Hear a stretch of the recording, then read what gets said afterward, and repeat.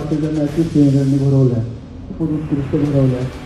आम्हाला फक्त मुलं सोडायचं एवढंच माहीत होतं, पण आज ॲक्च्युली आम्ही मुलं ते खेळलो श्रीनगर. आज श्रीनगर हे माझंच स्कूल वाटतं आहे, माझंच स्कूल वाटतं आहे. आणि ह्या खेळाच्या दरम्यान काही घटना घडल्या असतील तर खेळाचा भाग येतो, तो सोडून द्यायचा.